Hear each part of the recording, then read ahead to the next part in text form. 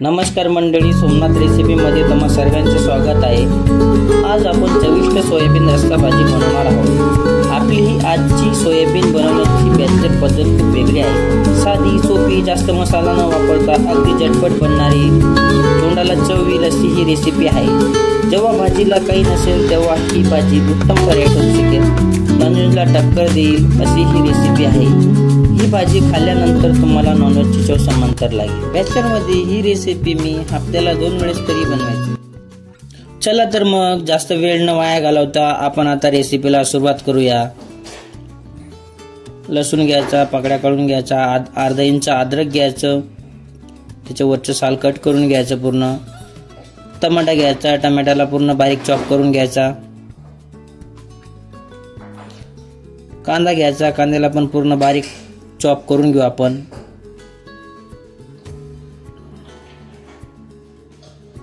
आता आपण गॅस चालू करू, पातेलं ठेवू, पातेल्यामध्ये पाणी ऍड करू आपण। 2 जणांना पुरेल एवढं सोयाबीन मी या ठिकाणी घेतलेलं आहे। 4 ते 5 मिनिटापर्यंत आपण याला बॉईल करून घेऊ। आपण याच्यात थोडंसं मीठ टाकू, अर्धा चम्मचच्या आसपास, आणि मिक्स करून देऊ।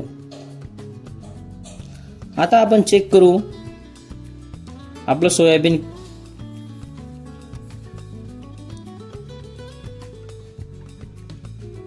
आपलं शिजलेलं आहे। तर आपण आता गॅस चालू करायचा, कढई ठेवायची, तेल टाकायचं,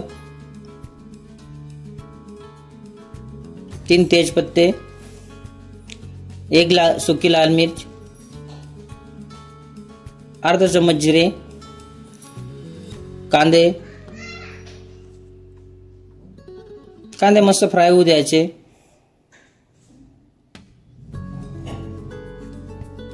कांदे 50% फ्राय झाल्यानंतर त्याच्यात आपण कुटलेला लसूण अद्रक टाकू।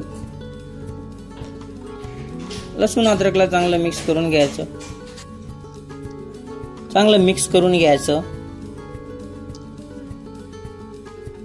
आपण याच्यात आता 1 चम्मच लाल मिर्च पावडर,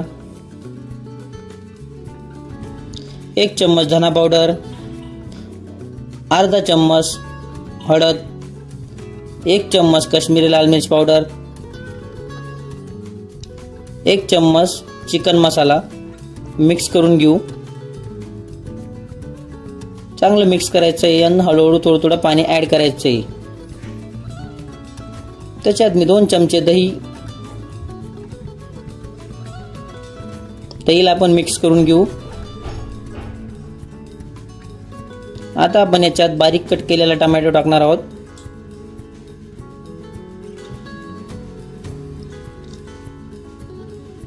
मी याच्यात चवीनुसार थोडंसं मीठ टाकणार आहे।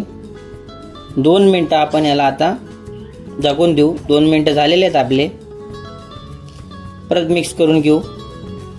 स्टीलची कढई असल्यामुळे खाली लटकतं, म्हणून थोडंसं 2 मिनिटात चेक करून घेता। आता आपण याच्यात सोयाबीन ऍड करू। सोयाबीनला पण चांगलं मिक्स करून घ्यायचं।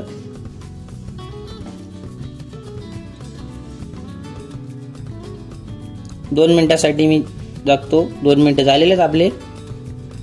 मिक्स करून घेऊ। मी आता याच्यात अर्धा ग्लास पाणी ऍड करतोय।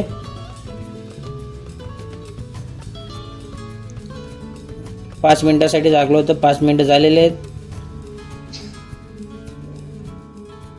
चेक करून घ्यायचं, परत झाकायचं। आता पहिल्या वेळेस मी मीठ कमी वापरलेलं होतं, आता थोडं जास्त वापरतो। आता आपली भाजी रेडी आहे। आपण त्याच्यावरती कोथिंबीर टाकून देऊ। आता तुम्हाला जर माझा व्हिडिओ आवडल्यास लाईक, शेअर, सबस्क्राईब, कमेंट करायला विसरू नका। चला मग, बाय।